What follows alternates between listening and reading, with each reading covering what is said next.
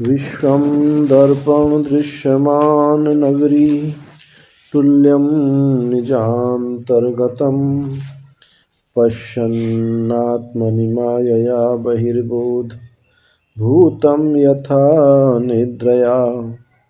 यह साक्षात् कुरुते प्रबोध समये स्वात्मानमेवाद्वयम् तस्मै श्री गुरुमूर्तये नमः। इदं श्री दक्षिणामूर्तये।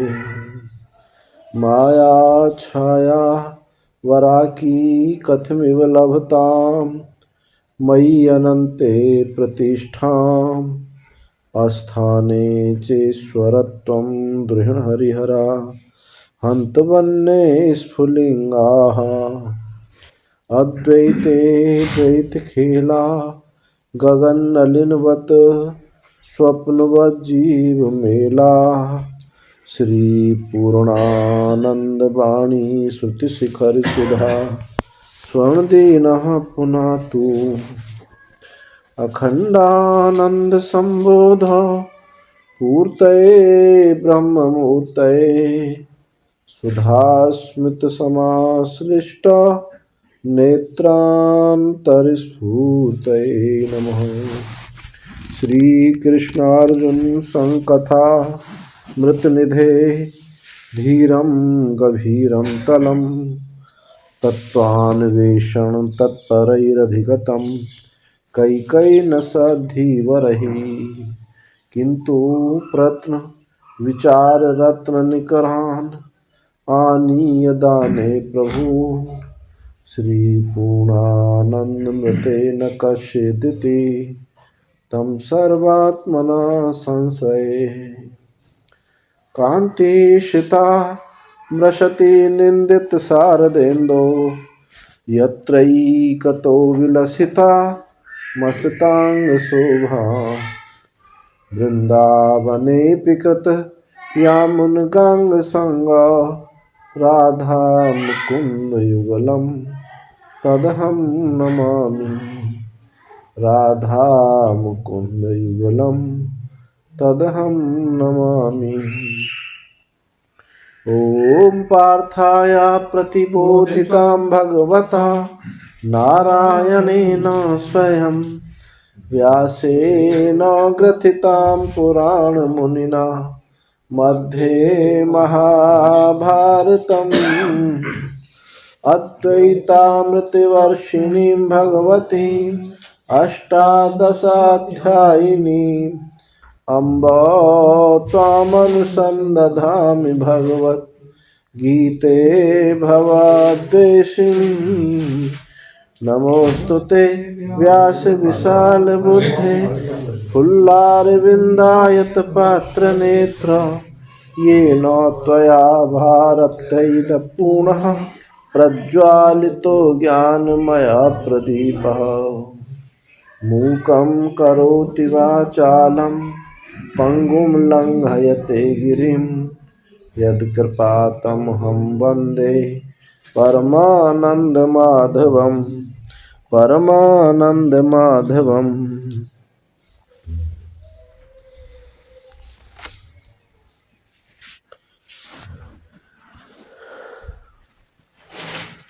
ऊर्ध्वं गच्छन्ति सत्त्वस्था मध्ये तिष्ठन्ति राजसाः जगन्ने गुणवृत्तिस्था अधो गच्छन्ति तामसाः। नान्यं गुणेभ्यः कर्तारं यदा दृष्टानुपश्यति गुणेभ्यश्च परं वेत्ति मद्भावं सोऽधिगच्छति। गुणानेतानतीत्य त्रीन् देहि देशमुद्भवान् जन्म मृत्युजरा दुःखै विमुक्तो मृतमश्नुते। अर्जुन उवाच कैलिङ्गैस्त्रीन् गुणानेतान् अतीतो भवति प्रभो किमाचारः कथं चैतांस्त्रीन् गुणान् अतिवर्तते। हम लोग 14वें अध्याय के 18वें श्लोक से विचार करेंगे।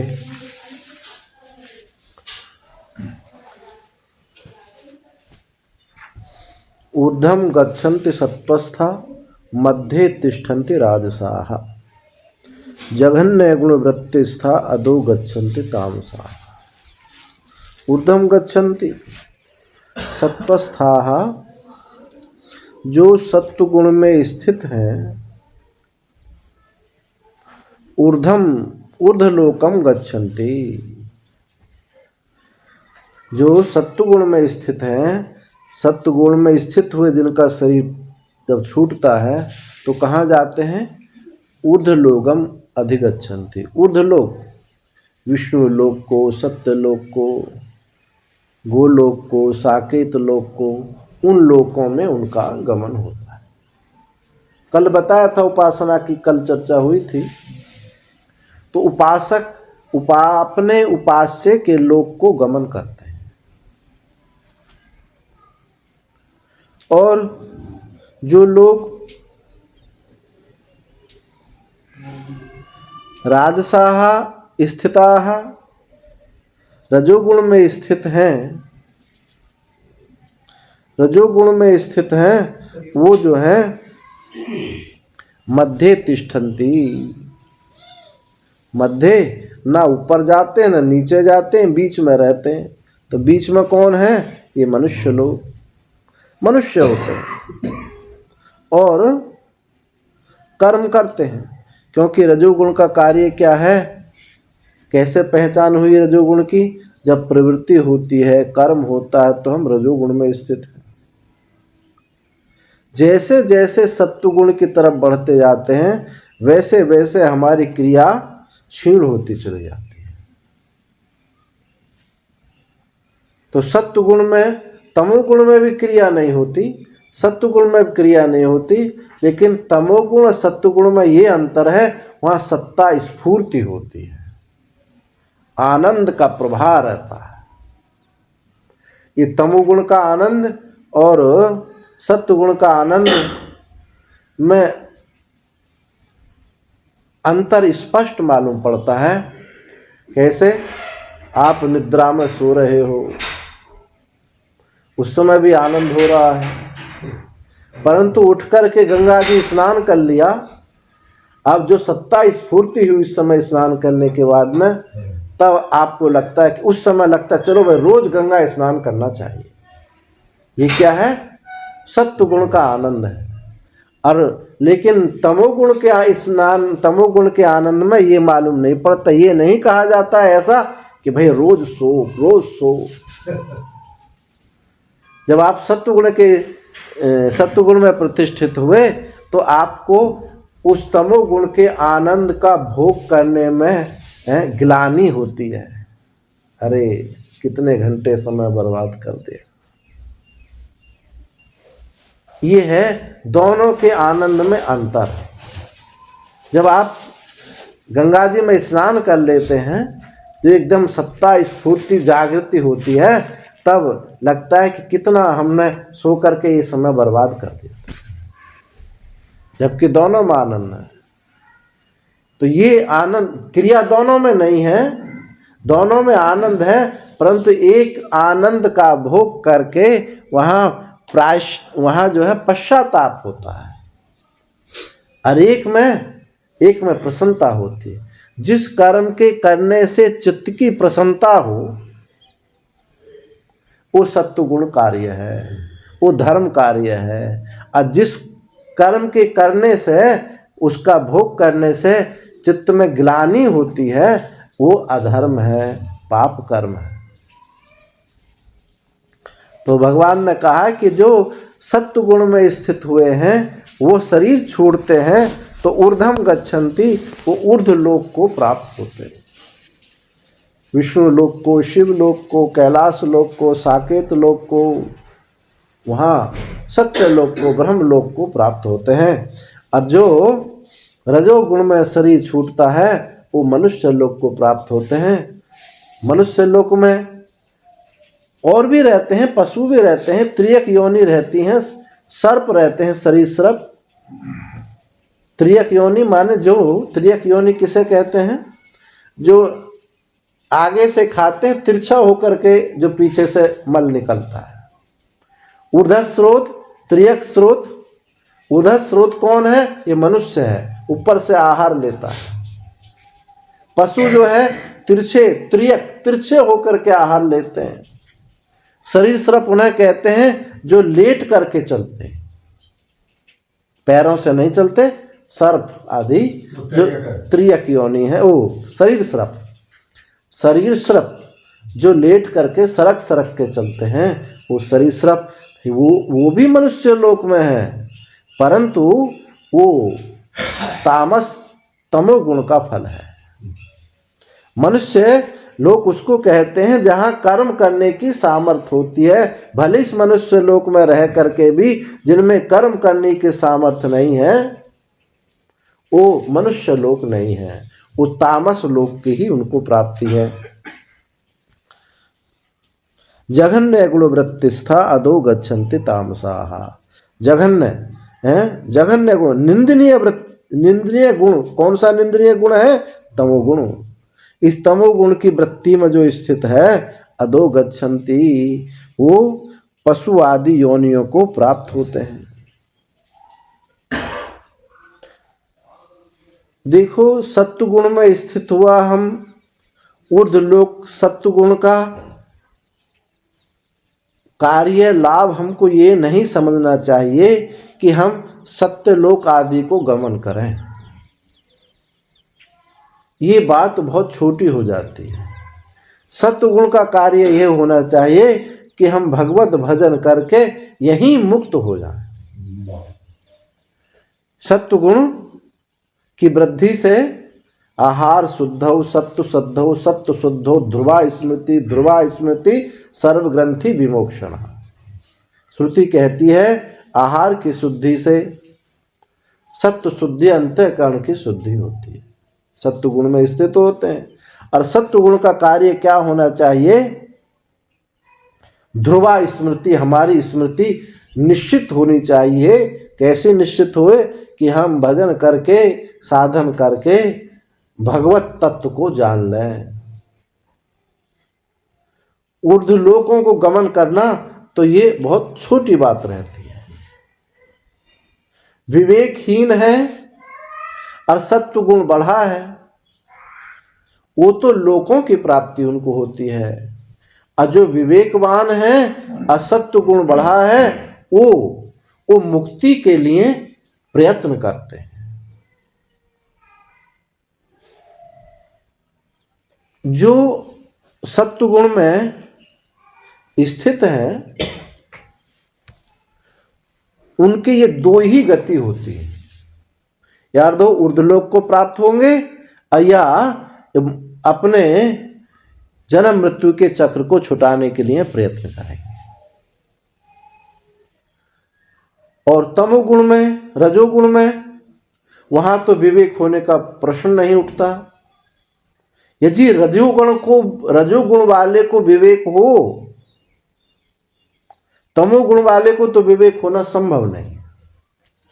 रजोगुण में यदि विवेक है तो वो यहीं रह करके कर्म करेगा, ईश्वर समर्पित होकर के कर्म करेगा।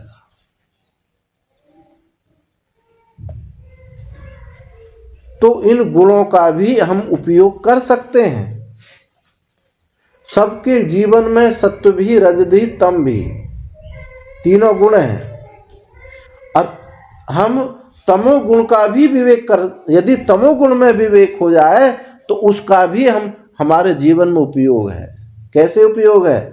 भाई जल्दी सो जाओ, 8 बजे सो जाओ और 2:30 बजे उठ करके भगवान का ध्यान भजन करेंगे।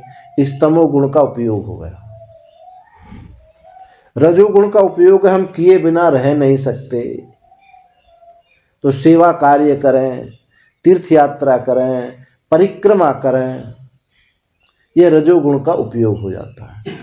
और सत्व गुण का उपयोग तो यह है कि उज्जवल विवेक जागृत हो।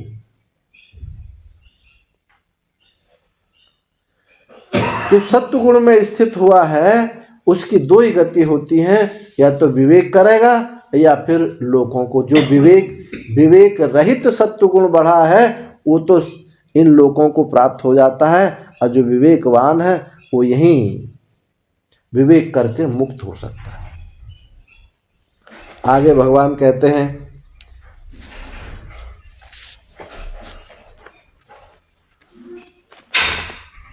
नान्यम गुणेभ्य कर्तारम यदा दृष्टानुपश्यति गुणेभ्यस्य परम वेत्ति मद्भावम सोऽधिगच्छति।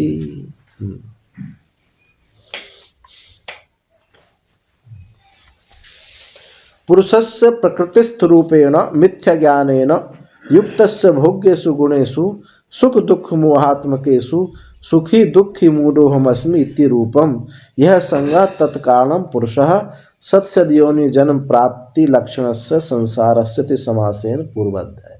पीछे के अध्याय में बताया, पीछे के श्लोकों में बताया कि जो प्रकृति में स्थित रूप से जो मिथ्या ज्ञान है, उस मिथ्या ज्ञान के द्वारा इन गुणों का जो भोग करता है कि मैं सुखी हूँ, मैं दुखी हूँ, मैं मोह में हूँ, ऐसा मूढ़ है, सुखी दुखी मूढ़ हूँ, इस प्रकार से जो इनका संग करता है उस सद असद योनियों में उसकी प्राप्ति होती है। उसी को संसार कहा है। अब ये कहते हैं नान्यम गुणेभ्य कर्तारम यदा दृष्टानुपश्यति। पीछे जितना ये सब सुनाया वहाँ सत्वरस्तम गुणों का कार्य बताया, किसके द्वारा वो बांधते हैं, किन गुणों के द्वारा बांधते हैं, क्या उनके लक्षण हैं, कैसे कैसे कार्य करते हैं, ये गुणों की चर्चा पीछे बताई। अब आगे इन गुणों से कैसे छुटकारा मिले, मोक्ष के लिए बताते हैं। गुणों में है तो हम संसार में हैं। संसार की गति कहाँ तक है? इस लोक से लेके ब्रह्मलोक पर्यंत संसार की गति है। और जो गुणों से अतीत है, गुण जिसके छूट गए हैं, अतिक्रमण कर लिया है, वो इसी शरीर में यही मुक्त है। तो अब मुक्ति का उपाय के विषय में बताते हैं। कैसे? नान्यम गुणेभ्य कर्तारम यदा दृष्टानुपश्यति। जब गुणों के अलावा किसी को कर्ता नहीं देखता, जब गुणों के अतिरिक्त कार्य कारण विषय के जो परिणाम रूप जो गुण हैं, इन गुणों से अन्य किसी को जब वो विद्यमान करता नहीं देखता है, गुणेभ्यस्य परम वेत्ति, इन गुणों से परम को जानता है। दृष्टा कौन है? जो चैतन्य है, अपने स्वरूप में स्थित है, साक्षी चेता केवलो निर्गुणस्य।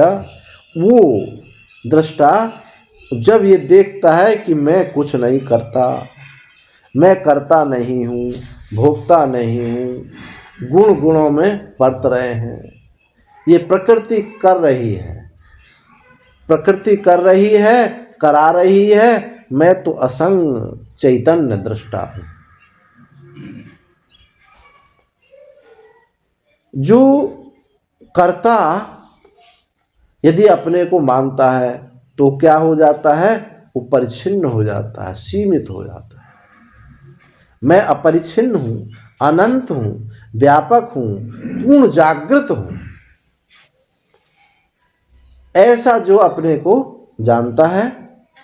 और जितना भी कार्य सब हो रहा है ये सब गुणों से हो रहा है। गुणा गुणेषु वर्तन्ता इति मत्वा न सज्जते। गुण गुणों में वर्त रहे हैं और इस प्रकार जानता हुआ उसमें वो आसक्त नहीं होता। मूढ़ता क्या है? कि करने वाली प्रकृति है, करने वाले गुण हैं, उन गुणों को अपने में आरोप कर लेता है, अपने को कर्ता मानता है, अपने को भोक्ता मानता है।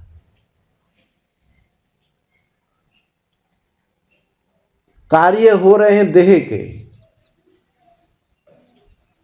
कार्य हो रहे हैं इंद्रियों के, मन के, और कहता है कि मैं करता हूं।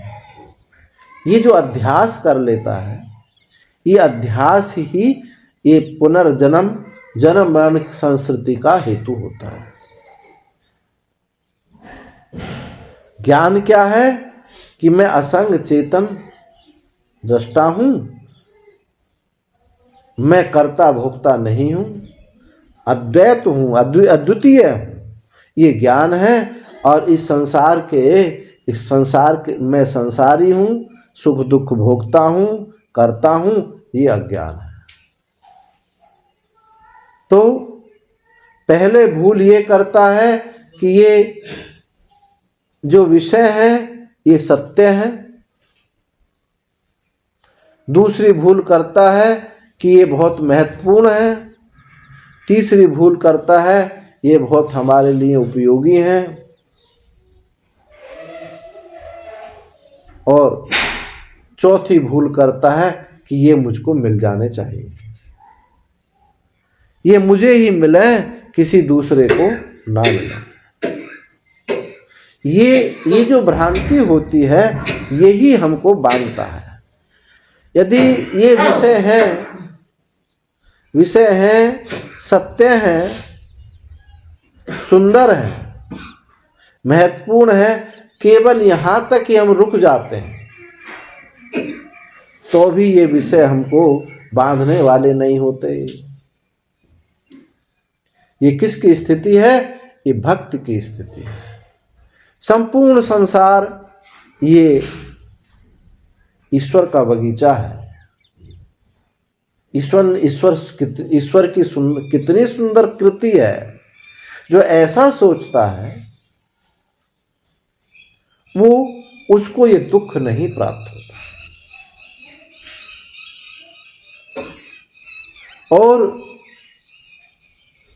जो ये सोचता है कि सुंदर है तो मुझे मिलना चाहिए, यहां से जीव सृष्टि शुरू हो जाती है। सुंदर है, महत्वपूर्ण है, ये है ईश्वर सृष्टि। और उसी में जब मैं मेरा कर लेता है, मुझे मिलनी चाहिए, ये मेरा है, ये तेरा है, ये जो विभाग कर लेते हैं, यहां से जीव सृष्टि शुरू हो जाती है। दुख का हेतु, बंधन का हेतु ये जीव सृष्टि है। ईश्वर सृष्टि बंधन का हेतु नहीं है। जब ये आप होते हैं कि ये मुझे नहीं चाहिए, मेरा नहीं है, मेरा इसके ऊपर कोई अधिकार नहीं है, ईश्वर की कृति है, तो आप उस समय भी जीव नहीं है। जीवत्व वहां ढीला पड़ जाता है। वहां भक्त कहा जाता है, योगी कहा जाता है। आप भक्त हो गए, उस समय योगी हो गए, और जब आपने मुझे मिल जाए तो आप संसारी हो गए। और मेरा अधिकार मुझको मिल जाए, मेरा अधिकार मुझको मिल जाए, जिसका अधिकार उसी के पास रहे, तो आप धर्मात्मा हो गए। मेरा अधिकार मेरे पास, तुम्हारा अधिकार तुम्हारे पास, ये धर्मात्मा है। और मेरा अधिकार मेरे पास और तुम्हारा भी मेरे पास, तो ये दुरात्मा है कि मेरा तो मेरा है ही है, तेरा भी मेरा है। ये जो है ये राक्षस वृत्ति उदित हो जाती है। तो जब ये लेकिन जो विवेकी है वो देखता नान्यम गुणेभ्य कर्तारम यदा दृष्टानुपश्यति। वो देखता है कि जो है गुणों से अतिरिक्त मैं करता नहीं है, गुण ही करता है, गुण ही बांधते हैं। गुण माने रस्सी। ये गुण क्या है? रस्सी है। एक सोने की रस्सी है, एक तांबे की रस्सी है, एक लोहे की रस्सी है। रस्सी चाहे किसी की हो, बांधती तो है। ज्ञान और सुख से बांधने वाली नहीं, हमको जो बेड़ी हथकड़ी डालो तुम सोने की डालो, क्योंकि हम छोटे आदमी नहीं, हम बहुत बड़े आदमी हैं। हम कैसे किसी कारणवश फंस गए हैं, तो हम लोहे की जंजीरों में नहीं जकड़े जाएंगे, हम तो सोने की जंजीर हमको होनी चाहिए। हमारी पर्सनैलिटी ऐसी है। तो देखो, चाहे आप सोने की जंजीर पहन लो चाहे लोहे की, काम तो सब एक ही करेंगे, इसमें कुछ नहीं होता। हम चाहे बड़े होकर के वहां बंधे हैं और छोटे होकर के लोहे की जंजीर बंधे हैं, दोनों का कार्य एक ही है, बंधन जाना तो पड़ेगा बंद करके। इसलिए विचार करना चाहिए कि इन बेड़ियों से, इन गुणों से हमको निकलना है। ना हमको तमोगुण में बंधना है, न सत्व गुण में बंधना है, ना हमको रजोगुण में बंधना है, क्योंकि दोनों बांधने वाली है। मैं तो कैसे निकलेंगे कि अब इस कर्ता अपने को अपने ऊपर मत ला दो, इस भोक्तापने को अपने ऊपर मत ला दो। बस इतनी बात है कि मैं कर्ता हो ही नहीं सकता। जो दृष्टा हो, देखने वाला हो, वो देखने वाली वस्तु से कैसे बन सकता है? क्योंकि जो दृष्टा है दृष्टा ही है, वो देखता है, सिर्फ देखता है। देखे जाने वाली वस्तु उसके धर्म नहीं है। ये इतना विवेक कर लें, बस इतने विवेक करने से आपको दृश्य के प्रति जो गहरी पकड़ है वो छूट जाती है। आप उससे असंग हो जाएं, उसके दृष्टा बने, उससे विलग हो जाएं। अलग होने पर आप अलग हैं ही, आपको अलग होना नहीं है, केवल समझना है, देखना है कि मैं अलग हूं। देखिए, अपनी वृत्ति को जितनी हम फैला देते हैं, जितनी व्यापक कर देते हैं, उतना ही दृश्य से हमारा अलगाव हो जाता है। उसी से हमारा अलगाव हो जाता है। एक पहाड़ पर आप चढ़ जाएं, अब पहाड़ से देखें नीचे गांवों को, गायों को, चरती हुई गायों को देखें तो आपको वो मकान बहुत छोटे छोटे दिखाई देने लगते हैं, गाय बहुत छोटी छोटी दिखाई लगते हैं। आप उनको देख करके आनंद लेते हैं, उनके साथ जुड़ते नहीं। ऐसे आप पहाड़ की चोटी रूप साक्षी दृष्टा में आप बैठे हैं और दृश्य आपसे बहुत दूर है। तो आपके साथ में उस दृश्य का जो पकड़ थी वो ढीली पड़ जाएगी। निरंतर हम देख रहे हैं, बस हम देख ही रहे हैं, कुछ जुड़ करके नहीं देख रहे। केवल हमारा स्वरूप है हम देखना, सिर्फ देखना मात्र है। देखते जा रहे हैं तो ये जो दृश्य है आपसे पकड़ छुड़ा दे, अलग कर देता है। एक तो ये देखना हुआ, और मैं करता नहीं हूं, दृश्य करने वाले हैं, ये प्रकृति करने वाली है, मैं तो इनका देखने वाला दृष्टा चेतन मात्र हूं। तो ये बांधने वाले हैं ही नहीं।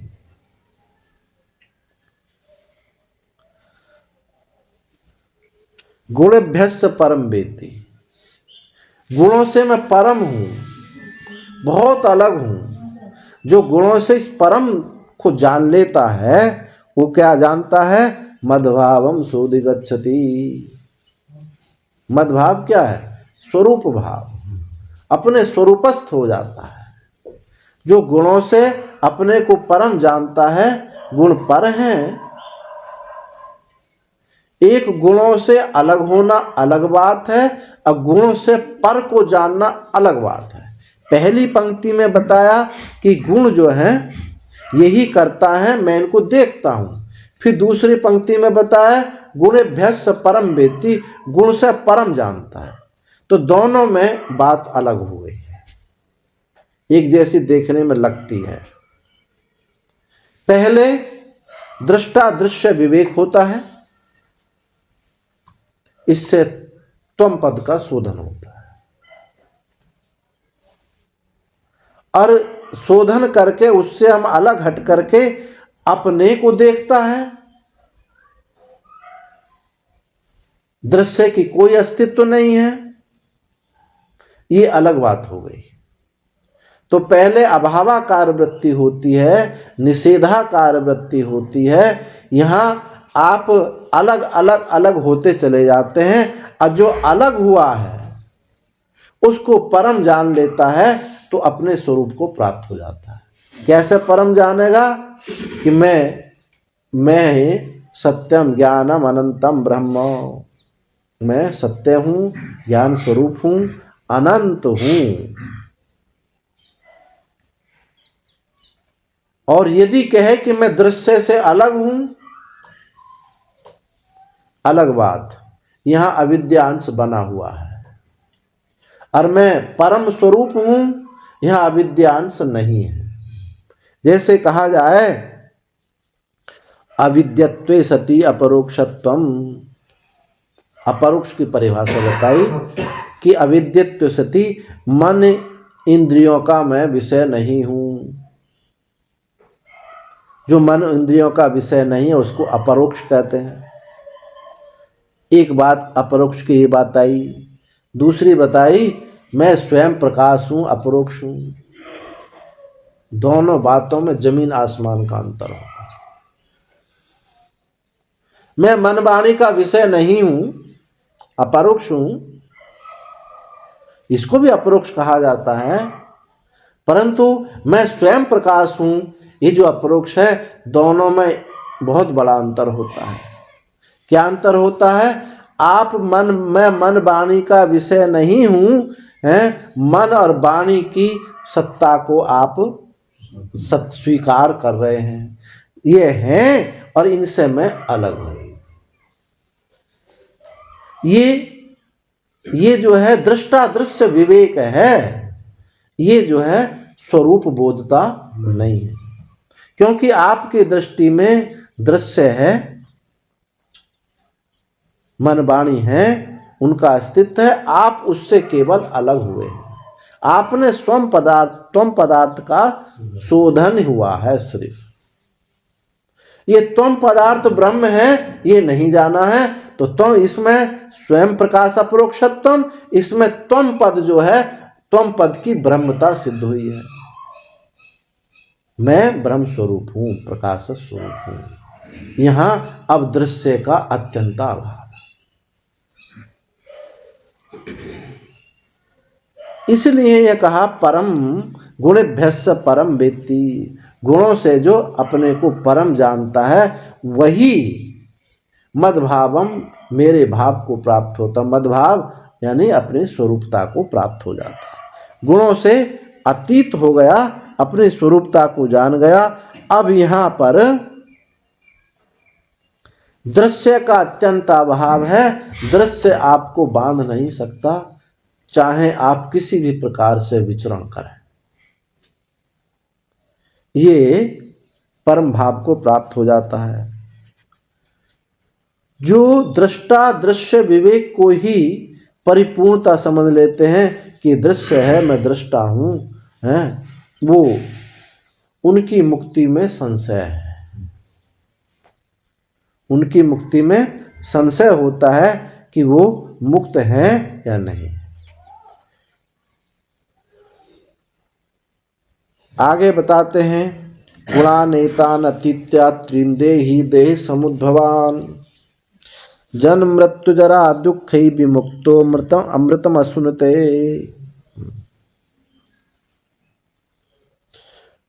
देह समुद्भवान त्रीन गुणान एतान, देह से उत्पन्न ये जो तीन गुण हैं, देह से उत्पन्न ये जो तीन गुण हैं, इनको जो अतिक्रमण कर जाता है, इनका जो अतिक्रमण करता है, जन्म मृत्यु जरा दुख ही विमुक्तो, वो जन्म दुख, मृत्यु दुख, जरा दुख, ये 3 दुख ही मुख्य है। इन्हीं दुखों से ही सारे दुख उत्पन्न होकर चले गए। जन्म का दुख, मृत्यु का दुख, बुढ़ापे का दुख। बुढ़ापे के दुख, इनसे वो विमुक्त हो जाता है। क्या तत्ववेत्ता को बुढ़ापा नहीं आता है? ऐसा कि जिनको ज्ञान हो जाए, स्वरूप बोध हो जाए, क्या उनको बुढ़ापा नहीं आता? या उनको कोई रोग नहीं आता? क्या उनको मृत्यु नहीं होती? देखो, वो ये समझ लेता है कि शरीर का जन्म हुआ है। अभी जो बताया था कि गुणों से परम हो जाता है, शरीर का जन्म हुआ है, शरीर को बुढ़ापा आया है, शरीर को की मृत्यु होगी, ये जानता है। दूसरे के धर्मों को अपने ऊपर आरोप नहीं करता। और जो इनके धर्म दुख, कब दुख आपने किसी ने अपना जन्म होते हुए देखा है? किसी ने अपनी मृत्यु होती हुई देखी है? कोई भी कहे कि हमने अपना जन्म होता हुआ देखा हो? ये सब जन्म और मृत्यु अपने आत्म चैतन्य पर आरोप कर लिए। मरते हुए ये फलाना आदमी मर गया, ये मर गया, ये जा रहा, देखो, वो देख करके अपने ऊपर आरोप किया है।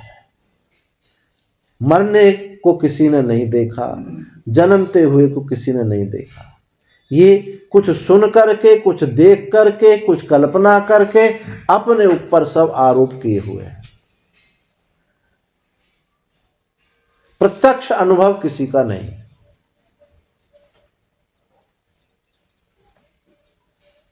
और जिन्होंने होश हवास में अपने को मरता देखा, वो विचार में डूब गए।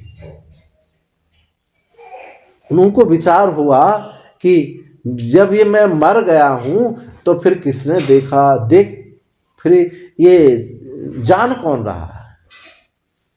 दक्षिण भारत में महर्षि रमण हुए, बहुत उच्च कोटि के संत, 14 वर्ष की उम्र थी। उन्होंने एक स्वप्न देखा कि मैं मर गया, लोग मुझे अर्थी बांध करके शमशान में ले गए हैं, जला रहे हैं। ये स्वप्न देखा, उनकी आंख खुल गई। उनको विचार जागृत हो गया कि जब मैं मर गया था तो देखा किसने? ये देखने वाला कौन है? ये तो सीधी सीधी बात है, जो मरा है वो कोई और है और देखने वाला कोई और है। तो मैं कभी मरा नहीं, मेरी अर्थी नहीं उठाई गई, मुझे शमशान में नहीं जलाया गया, कुछ जलने वाला, मरने वाला कोई और है। आखिर मैं कौन हूं? उनका चिंतन क्या है? को हम, मैं कौन हूं? इसी चिंतन में डूबते चले गए। 14 वर्ष की उम्र में घर से निकल गए और उनको ये ख्याल नहीं है, ये भाव नहीं है मैं सन्यासी हो जाऊं, लोग मुझे कहें कि ये ज्ञानी है। ये कोई भाव उदित नहीं होता है विचार में। ये कोई भाव, उस समय तो एक ही पीड़ा है कि किसी न के प्रकार से मैं अपने को जानूं, मैं कौन हूं। चाहे मैं पजामा पहन के जानूं, पैंट पहन के जानूं, चाहे गैरिक वस्त्र पहन के जानूं, मैं जानूं कि मैं कौन। एक पाताल लिंगम, वहां भगवान शिव का मंदिर है जमीन के अंदर, तिरुवन्नामलाई में, और वहां जाकर के बैठ गए। कहा जाता है कि रीढ़ की हड्डी को सीधा करके बैठो, लेकिन उनके जो चित्र मिलेंगे ऐसे मिलेंगे, ऐसे झुके हुए, पीछे कमर झुकी हुई, और उसी में वो 20-21 दिन उसी चिंतन में डूब गए। पूरा शरीर मक्खी मच्छरों ने खा के खून खून कर दिया। कुछ ब्राह्मण लोग मंदिर के अंदर गए, देखा उन्होंने कि एक छोटा सा बालक है 12-14 साल की उम्र का, और ये ऐसे ही क्यों बैठा है। तो देखा तो समाधिष्ट थे, विचार चिंतन में डूबे थे, पूरा शरीर खून खून खून हो रहा। वहां से उनको उठाए, अच्छी जगह कहीं उनको बिठा दिए, चिंतन में लगे। कई वर्षों में जाकर के उनकी वृत्ति खुली, लोग आंख खुलती थी, पूछते, लोगों ने पूछा, उनके विषय पूछते थे तो जमीन पर लिख देते थे, बहुत 2-4 वाक्य लिखते थे। जैसे आपने पूछा कि महाराज मेरा कल्याण कैसे हो, मुझे ज्ञान कैसे हो, तो क्या कहते थे वो, ये कौन जान रहा है, ये कौन जान रहा है। आपने प्रश्न पूछा मेरा कल्याण कैसे हो, तो कहते ये कौन जान रहा है। बोले मैं जान रहा हूं। ये मैं कौन है, बस बहुत थोड़े शब्दों में उसी को इंगित करते थे जो सब का पीछे बैठा हुआ, जो सब प्रत्यक्ष है, जो प्रत्येक आत्मा है, प्रत्येक सबके पीछे बैठा है, सबको देख रहा है, जिसको कोई नहीं देखता, जो प्रकाशक है और जो सबका अधिष्ठान है। बस उसी में उसी तत्व का उनको बोध हो गया। तो जो अपनी मृत्यु को देखता है, क्योंकि अपनी मृत्यु होती नहीं, इस शरीर की मृत्यु को देखता है, अंतःकरण की मृत्यु को देखता है, प्राण की मृत्यु को देखता है, वो देखने वाला अलग है और उसका स्वरूप अनंत है, व्यापक है, चित घन है। गुणानेतान अतिथ्य त्रिन देही देह समुद्भवान, इन देह से उत्पन्न इन 3 गुणों का जो अतिक्रमण कर जाता है, वो जन्म मृत्यु जरा दुखों से विमुक्त हो जाता है। और जीते जी, शरीर के जी मरने के बाद नहीं, जो जीते जी मुक्त नहीं है वो मरने के बाद भी मुक्त नहीं। जो अब मुक्त नहीं है वो कभी मुक्त नहीं है, जो अब मुक्त नहीं है, इस देह में मुक्त नहीं है, वो कभी मुक्त नहीं है और कहीं मुक्त नहीं है। मुक्ति कोई किसी लोकांतर में, किसी काल में, किसी वस्तु में मुक्ति नहीं होती है। मुक्ति अपना स्वरूप है, अपना आत्मा है। जो इस मुक्ति को काल में देरी में दूरी में फेंक देता है, अपना रास्ता बहुत लंबा कर देता है। ना ये तत्व किसी शब्दों के घेरे में आता है, इतने सारे शब्दों का मुझे स्मरण हो, इतना शास्त्र मुझे कंठस्थ हो, मैं प्रवचन करने वाला हूँ, लोग मुझे ज्ञानी कहें, ये सब जो है उसकी वृत्ति में कुछ नहीं आता। जो है, जब है, जहां है, जैसा है, अब है ही, बस ये ही उसका स्वरूप है। आपकी जो उपस्थिति है, आपका जो होना है, ये ही मुक्ति है। जो अपने आपे को होने में कितनी देरी लग सकती है, कितनी दूरी हो सकती है। एक हिंदू को, एक ब्राह्मण को हिंदू होने में कितनी देर लगती है।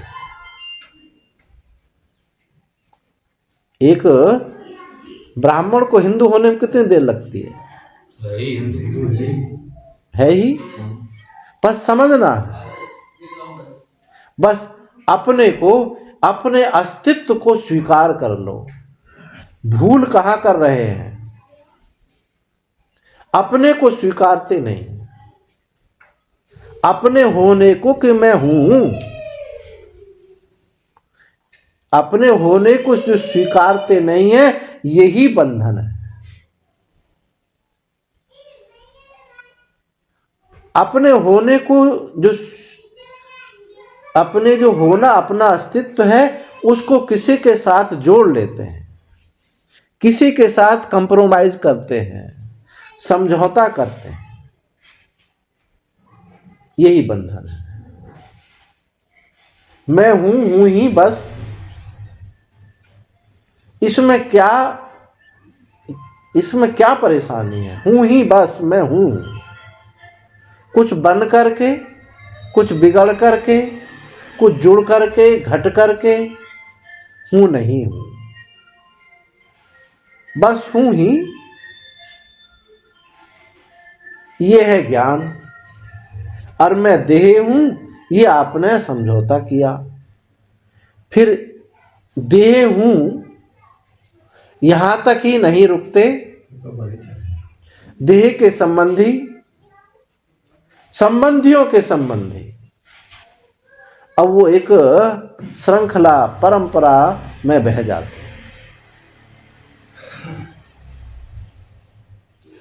वो छोड़ने में, ग्रहण करने में तो प्रयत्न है, क्योंकि ग्रहण करने में पराधीनता है। आपके पास कोई वस्तु है, कुछ नहीं है, तो दूसरे से लेने में, जाने में कहीं कहीं काल की पराधीनता है, कहीं वस्तु की पराधीनता है, कहीं देश की पराधीनता है, कुछ ग्रहण करने में। और छोड़ने में क्या पराधीनता है? आपको किसी से जमीन लेनी है, घर लेना है, मकान लेना है, तो वहां पराधीनता हो सकती है, लेकिन अपना घर छोड़ने में क्या पराधीनता है? अपना घर छोड़ दें तो उसमें क्या, किसकी पराधीनता? किसी से पूछना पड़ेगा? कुछ नहीं। ये जो दूसरों की जो पराधीनता है, ये आप में नहीं है।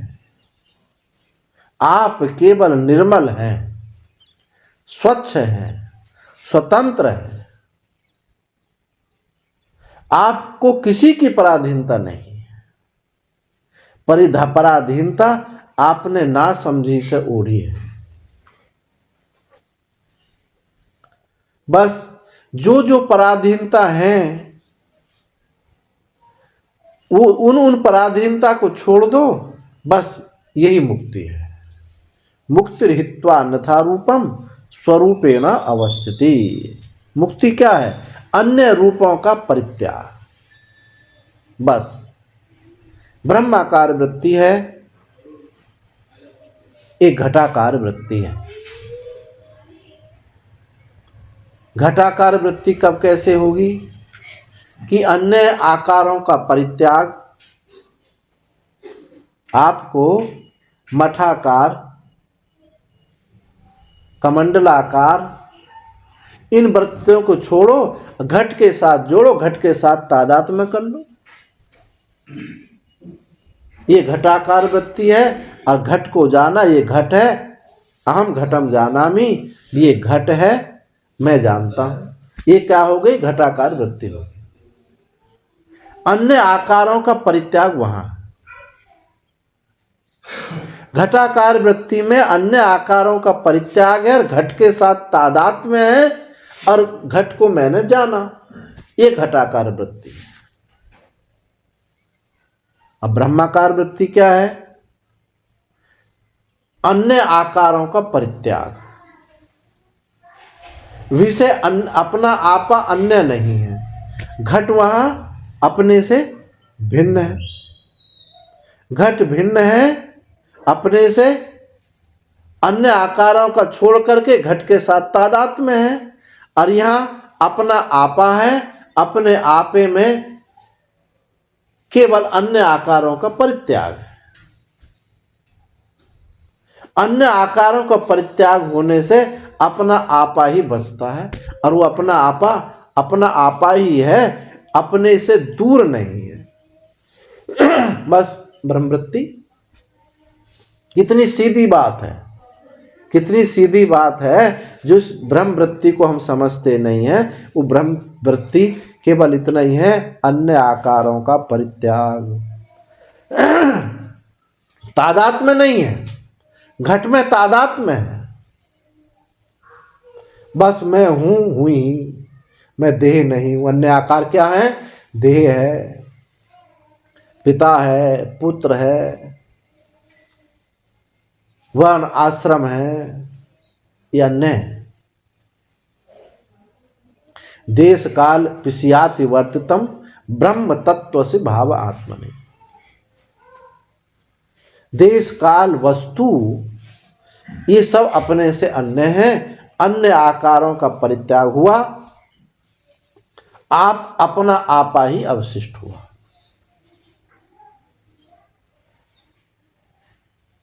वृत्ति ऐसी निर्मल उज्जवल है हो जिसमें कोई आकार ना बने, किसी भी प्रकार का आकार ना बने। आकार अनेक प्रकार के होते हैं, स्थूल आकार, सूक्ष्म आकार। स्थूल आकार तो आप समझते हैं, घट पट मट आदि सभी स्थूल हैं। सूक्ष्म आकार मन है,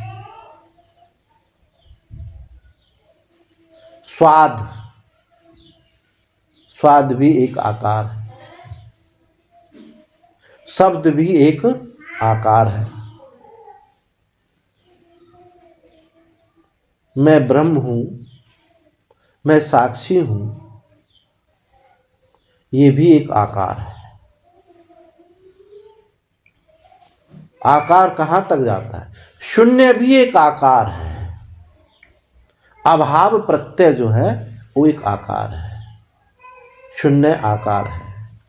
स्वाद एक आकार है, मैं साक्षी हूं ये भी एक आकार है, मैं ब्रह्म हूं ये भी आकार है। स्थूल आकार तो आकार दिखाई देते हैं। अब देखो आकार की गति कहां है। आकाश भी एक आकार है। आकाश कैसे आकार है? आपको पूछो कि आकाश कैसे आकार है? आकाश इसलिए आकार है कि आकाश में गुण है, शब्द गुण है, और जहां गुण होगा वहां आकार होगा। जहां गुण होता है वहां आकार अवश्य ही होता है, भले ही वो नाक मुंह बने हुए नहीं होते हैं। जो आर्य समाजी कहते हैं कि सगुण निराकार, ये सरासर झूठ है। जो गुणवान होकर के निराकार कैसे हो सकता है? उसकी बाउंड्री बन गई। जहां निर्गुण ही निराकार हो सकता है। निर्गुण हो और आकारवान हो, दोनों बिल्कुल विरुद्ध बात है। निर्गुण हो और कहे कि ये निर्गुण आकारवान है, तो कहे कि स्वामी जी बहुत घोटाले कर रहे हो। कल तो आपने कहा था कि निर्गुण साकार, कल हमने बोला था कि निर्गुण साकार कौन है? निर्गुण साकार गुरुदेव है। तो देखो ये जो निर्गुण साकार हैं, ये हमेशा रहने वाला नहीं है। आपको बोध हुआ जब तक कि शरीर है तभी तक ये अस्तित्व दिखाई पड़ता है, उसके बाद कोई अस्तित्व नहीं है।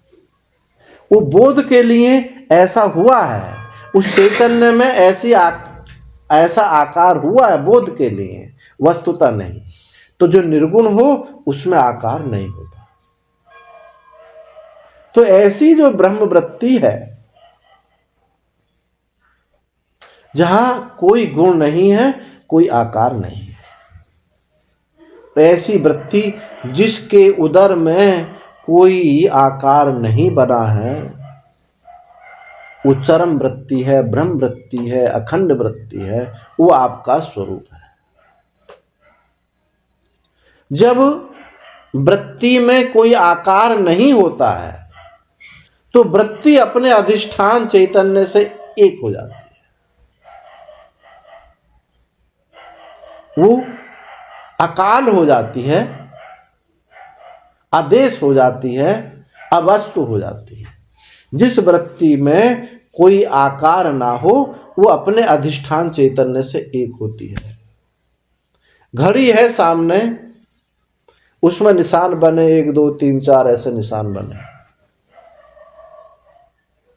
आप बता देते हो कि 5 बजे हैं, 4 बजे हैं, 3 बजे हैं। यदि उसमें निशान ना हो तो आप बता सकोगे कितने बजे हैं?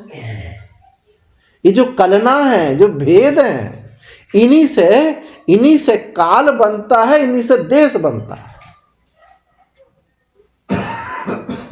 जो क्रम का ज्ञान है, जो क्रम का ज्ञान है, इसी को काल कहते हैं। ये परिभाषा आपने कहीं सुनी नहीं होगी।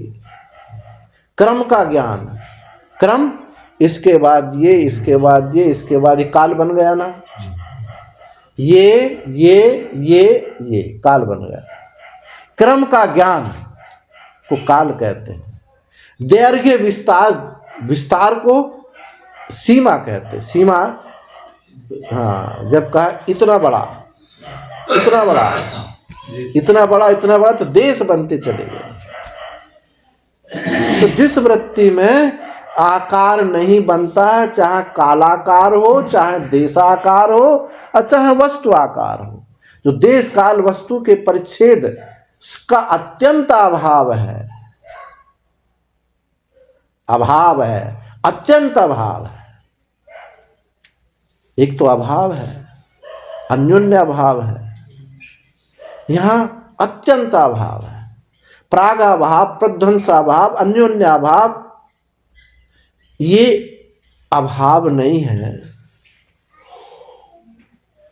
एक अत्यंत अभाव है। कहा जाए आकाश में पुष्पों का बगीचा हम देख रहे हैं, ये क्या है? अत्यंत अभाव है।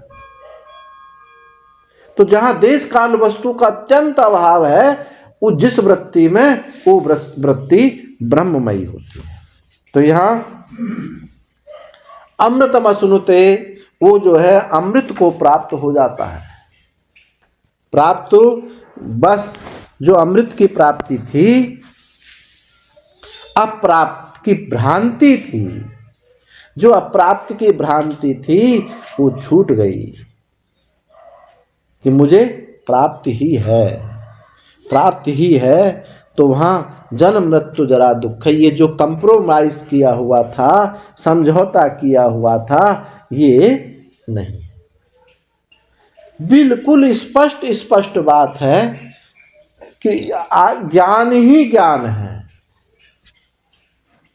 उस ज्ञान में जो आपने वस्तु नहीं, वस्तु की छाया का आरोप किया हुआ है। वस्तु का आरोप तो स्थूल हो गया, वस्तु की छाया का आरोप है। हाँ, छाया की छाया वो क्या रही होगी, उसका आरोप है। जैसे आप देखो, विचार करके देखो, मुझे 1000 रुपये प्राप्त हो गए, आपके खाते में 1000 रुपये किसी ने डाल दिए, मोदी जी ने 6000 रुपये आपके किसान डाल दिए, आपने फोन देखा और 6000 रुपये हमको मिल गए। नोट गिने नहीं हैं, छुए नहीं हैं, और बस खुशी हो गए, मुझे 6000 रुपये मिल गए। ये ज्ञान ही तो है। 6000 रुपये मुझे मिले, ज्ञान नहीं है ये? इस ज्ञान में छाया 6000 की छाया का आरोप किया है। 6000 की छाया का आरोप किया है और कहते हो मुझे 6000 रुपये मिल गए। बेवकूफी क्या हुई कि जो ज्ञान है उसको तो हम विस्मृत कर रहे हैं और छाया को महत्व दे रहे हैं, उसको पकड़े हुए हैं, ज्ञान को भूल गए और 6000 याद रह गए। बस यहां भूल होती है। और ये करना यह है कि 6000 भुलाना है और ज्ञान को, जो ज्ञान है ये जानना है, ज्ञान रूप है। अब इसके लिए क्या तो आपको इस भ्रांति को मिटाने के लिए कुछ करने की आवश्यकता है। इस भ्रांति को मिटाने के लिए करने की कोई आवश्यकता नहीं। कोई अनुष्ठान करना है, कोई भावना करनी है कि मैं ज्ञान हूं, कोई भावना करनी है नहीं। ये तो केवल देखना मात्र है। एक गांव में एक महात्मा गए, उन्होंने देखा एक गुफा के पास बहुत सारे लोग बैठे हुए हैं। कोई यज्ञ कर रहा है, कोई जप अनुष्ठान कर रहा है, कोई समाधि लगा रहा है। महात्मा ने पूछा ये क्या हो रहा है? तो देखो कोई एक राक्षस है और रात को हमारे बच्चों को उठा ले जाता है, हमको उठा ले जाता है और उसके बाद कभी लौट के आते नहीं और इस गुफा में चला जाता है। हम जप करके, यज्ञ करके, समाधि लगा करके उस पिशाच राक्षस को हम मारना चाहते हैं। महात्मा समझ गए कि ये सब के सब बेवकूफ हैं। इनकी सीमा बेवकूफ़ी की नहीं है। उन्होंने कहा देखो सब बंद करो, कोई यज्ञ अनुष्ठान आदि कुछ जरूरत नहीं है, हम उसको मार देंगे, बस ऐसे मार देंगे। बोले अच्छा, हाँ तो फिर क्या करें? अपने अपने घर जाओ। और जब हम कहें तब हमारे साथ चलना। जब रात के 10-11 बज गए, महात्मा ने कहा चलो, एक मसाल जलाई और मसाल लेकर के आगे आगे गुफा में घुस गए और पीछे पीछे उनके सब। तो उसमें से बड़े बड़े जंगली जानवर निकल निकल के भागे और निकल के भाग गए, फिर वो लौट के उसमें आए नहीं। उसके बाद ना तो कोई किसी को उठाता है, किसी बच्चे को उठा कर नहीं ले जाता है, किसी बड़े को उठा कर नहीं ले जाता है। ये जो बंधन की भ्रांति हो गई है, ये पिशाच हमको खा रहा है। यहां मसाल रूपी ज्ञान की आवश्यकता है। मसाल रूपी ज्ञान की आवश्यकता है तो अमृतमश्नुते, वो अमृत तत्व को प्राप्त हो जाता है इस मसाल से, इस ज्ञान दीपक से। जैसे ये दीपक जला तो ज्ञान में जो आप छाया को महत्व देते थे, ये छाया नित्य निवृत्त है, ये समझ आ जाती है। निवृत्त नहीं करनी, इस नित्य निवृत्त की निवृत्ति नहीं करनी। नित्य निवृत्त की निवृत्ति की भी नहीं जा सकती। नित्य निवृत्त की समझ होती है कि ये नहीं है। इसलिए कर्तृत्व, जो कर्तृत्व की भ्रांति है,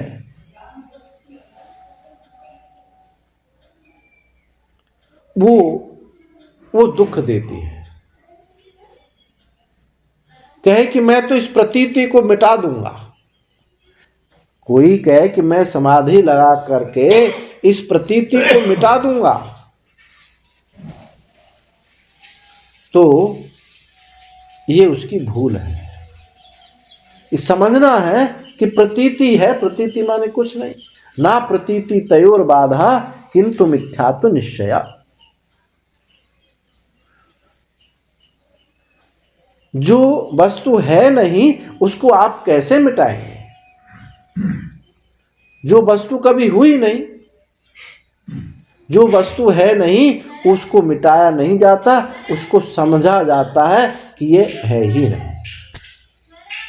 प्रपंचो यदि विद्येत निवर्तेत न संशया माया मात्रमिदं द्वैतम अद्वैतम परमात्मा। यदि ये प्रपंच होता तो इसको कर्म करके द्वारा, भावना करके द्वारा कैसे इसको मिटाते? प्रपंच यदि विद्य निवर्ते तो निवृत्त भी हो सकता था, हो जाता। यदि ये प्रपंच होता तो निवृत्त होता। ये तो क्या है?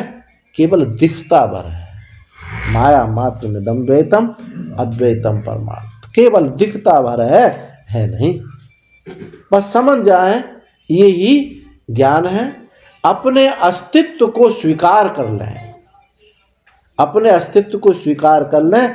जो हमने और चीज स्वीकार कर रखी हैं कि मैं ज्ञानी हूं, मैं अज्ञानी हूं, मैं देह हूं, मैं ब्राह्मण हूं, क्षत्रिय हूं, सन्यासी हूं, ये जो हमने कुछ और चीज स्वीकार कर ली हैं, ना ये ब्राह्मण है न सन्यासी है, केवल निज बोध स्वरूप है।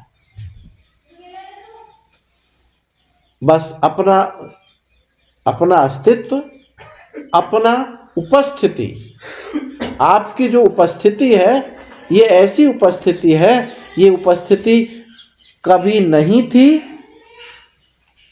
आगे कभी नहीं रहेगी, ऐसा नहीं। न त्वेवाहम जातु नासम न त्वम नेमे जनाधिपा। भगवान ने अर्जुन को कहा कि ऐसा नहीं कि तेरा जन्म नहीं हुआ। वहां का मतलब अस्तित्व, सत्ता तुम्हारी हमेशा है। मैं जानता हूं कि अस्तित्व रूप हूं, तुम नहीं जानते हो कि मैं अस्तित्व हूं, सत्ता हूं। ऐसे जिसने ये जान लिया वो क्या है? जन्म मृत्यु जरा दुखई विमुक्तो, मुक्तो नहीं विमुक्तो, विशेष रूप से मुक्त हो गया है। वो अमृतम अश्नुते, वो मदभावम अधिगच्छति। जो पहले कहा था मदभावम सुधिगच्छति, पहले श्लोक में 19वें श्लोक में वहां दृष्टा दृश्य का विवेक कहा पहली पंक्ति में, दूसरी दृष्टि में दृष्टा का स्वरूप बताया, और 20वें श्लोक में फिर जो उसका व्यवहारिक रूप से समझते थे कि ये जो देह से उत्पन्न हुआ, जन्म है, जरा है, मृत्यु है, ये उसका वास्तविक स्वरूप नहीं। ये 20वें श्लोक में उसके कार्यों की प्रतीति की जो उसको प्रतीत होता है, ये वास्तविक नहीं है, कल्पित है, ये बताया 20वें श्लोक में। अमृतम अश्नुते और मदभावम सोधि गच्छति, ये दोनों एक बात है। अमृतत्व की प्राप्ति हो गई, यानी मदभाव की मुझे प्राप्ति हो गई, अपने स्वरूप को प्राप्त हो गया। अब आगे जो बताते हैं, अब अर्जुन को प्रश्न उदित हुआ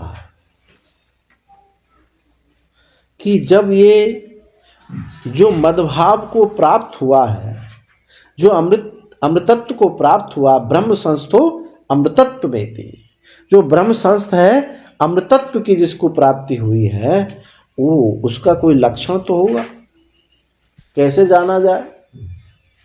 जैसे पीछे दूसरे अध्याय में स्थित प्रज्ञ के लक्षण गीता में 3 जगह कहा है। 12वें अध्याय में ज्ञानी भक्त के लक्षण, दूसरे अध्याय में स्थित प्रज्ञ के लक्षण, चौथे अध्याय में गुणातीत के लक्षण। ये तीनों लक्षण भिन्न भिन्न नहीं है, ये एक ही लक्षण। उससे पूर्व जो प्रक्रियाएं हैं उनमें भिन्नता है। दूसरे अध्याय में जो स्थित प्रज्ञ के लक्षण हैं, वो कर्म योग की प्रधानता से चले हुए साधक का वहां लक्षित हुआ है। कर्म योग की प्रधानता से जो चला साधक है, वो जो जब स्थित प्रज्ञ को हुआ तो वहां उसकी प्रधानता से लक्षण बताए गए। 12वें अध्याय में भक्ति की प्रधानता से लक्षण बताए गए, और यहां गुणों की प्रधानता से जो चला साधक है, जो गुणातीत हुआ है, वो बताएंगे। तीनों में भिन्नता नहीं, तीनों एक ही बात है। बस जिस प्रक्रिया से चले उस प्रक्रिया का उनके जीवन में भास सा होता है। जैसे संत तुलसीदास जी हैं, सूरदास हैं, ये भक्ति के माध्यम से चले और इनको अपने स्वरूप का बोध हुआ, तो इनके उसमें भक्ति की प्रधानता दिखाई देती है।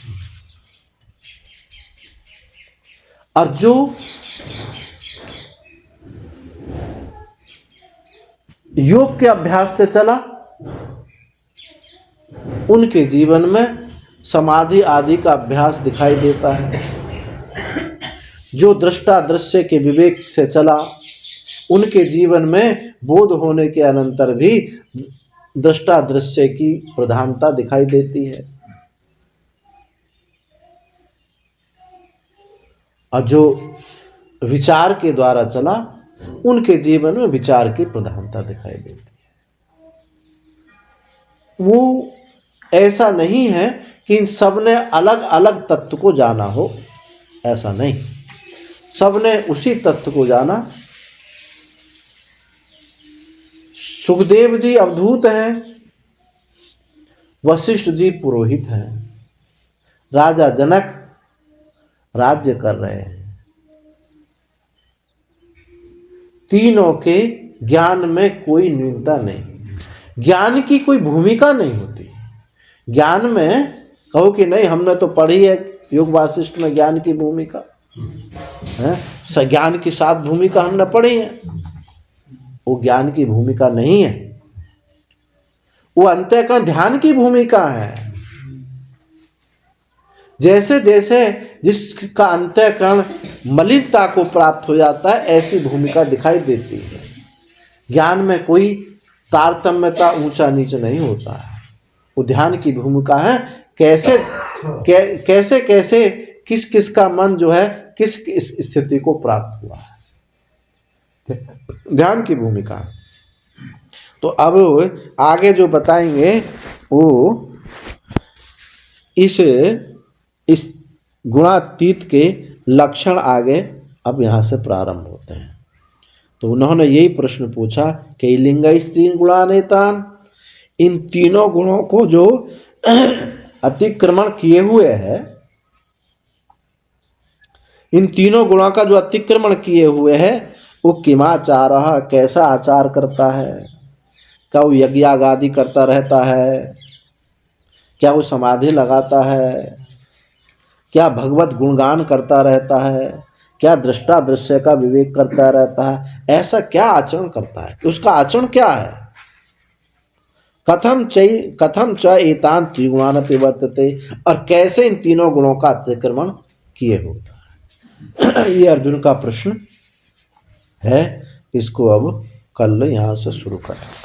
ओम पूर्णमदः पूर्णमिदं पूर्णात् पूर्णमुदच्यते पूर्णस्य पूर्णमादाय पूर्णमेवावशिष्यते। सर्वे भवन्तु सुखिनः, सर्वे सन्तु निरामयाः, सर्वे भद्राणि पश्यन्तु, मा कश्चित् दुःखभाग् भवेत्। ओम शांति।